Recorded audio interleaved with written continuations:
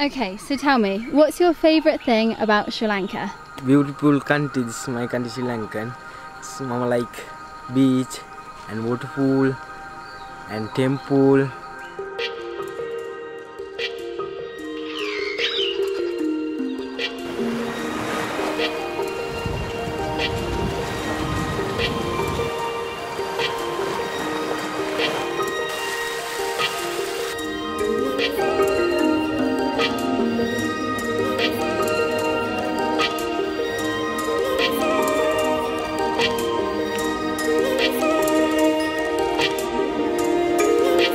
Hey there, my name's Lucie and this is my fiancé Lahiri. I have been living in the south of Sri Lanka for just over 2 years and what an experience it's been so far. If you haven't already, go ahead and click the subscribe button and come with us on this incredible journey as we continue to live simply and happily, renovating our old home, travelling around this beautiful island and also helping others wherever possible. In one of our recent videos, we celebrated the Sinhala and Tamil New Year by cleaning our house, buying these cute clay bird houses, making a huge doddle with our friends and dancing the night away, whilst also attempting to learn a new Sri Lankan dance. But in this week's video, we're here to have a chat with you to explain what exactly is going on in Sri Lanka at the present time and how it got to this point.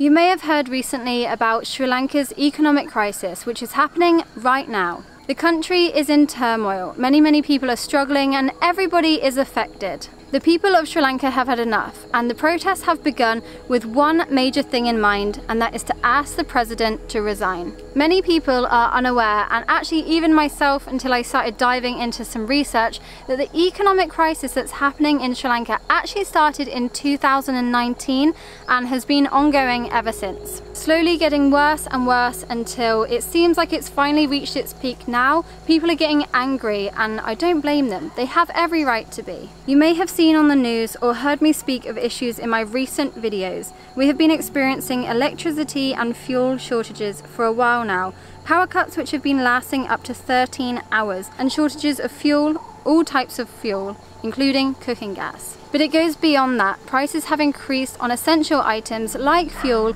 but also rice and flour.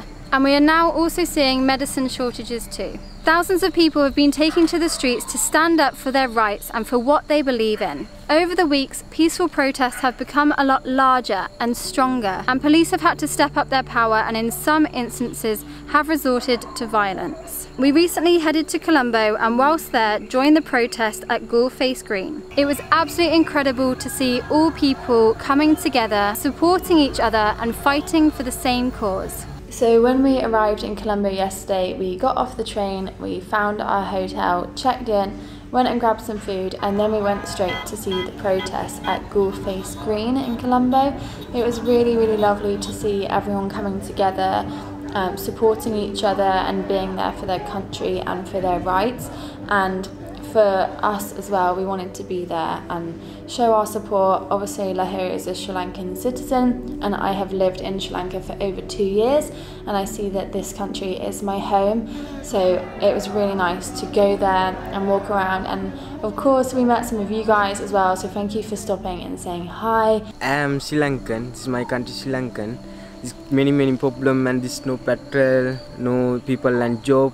Good people go protest and Colombo. This now no cooking gas, everything and expensive. This shop and everything and rice and everything and expensive. This now government problem, so bad. Last week, Sri Lanka requested emergency financial help from the International Monetary Fund to assist with paying on Sri Lanka's foreign debt and to help out the struggles that the people of Sri Lanka are facing in this crisis. And in this month, which is April 2022, the Sri Lankan rupee became the worst performing currency in the world, which was trading at $1 to 315 rupees. So when I first came to Sri Lanka, I think £1 was 250 rupees, and now it's something like 400 rupees, and and every day it's changing. Sri Lanka's tourism represents over 1/10 of Sri Lanka's GDP and has been heavily affected by the 2019 Easter bombings and the coronavirus pandemic. Businesses have been struggling through these times as tourism was extremely low. It was crazy how quiet the beaches and towns were during the pandemic. Many businesses were closed and it was really hard to see the light at the end of the tunnel. But once the curfews and lockdowns had lifted, Sri Lanka was raring to go, ready to open up to tourism once again.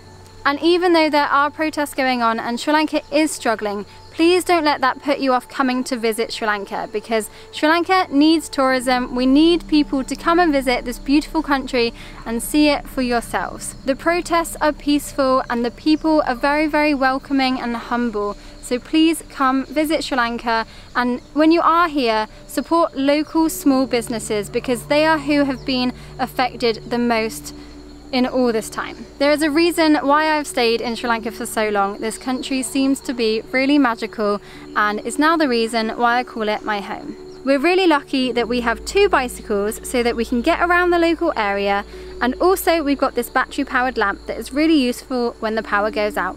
Please and come and Sri Lanka. Sri Lankan need tourists. Please come. But just a quick update, as things are changing all the time here.